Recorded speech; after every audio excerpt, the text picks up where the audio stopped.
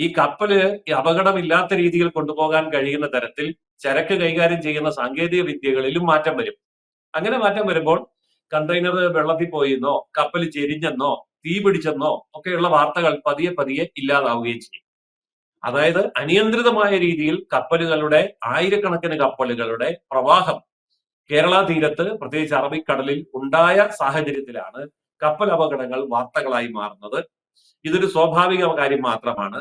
അന്താരാഷ്ട്ര നിരക്ക് വെച്ച് നോക്കുമ്പോൾ ഇത് വലിയ തോതിലുള്ള കപ്പൽ അപകടങ്ങളല്ല എന്നുള്ളതാണ് വസ്തുത. പിന്നെ നമ്മൾ ഇതിൽ ആശങ്കപ്പെടുന്നത് എന്തുകൊണ്ടെന്നാൽ പാരിസ്ഥിതിക പ്രശ്നങ്ങൾ ഉണ്ടാകുമോ?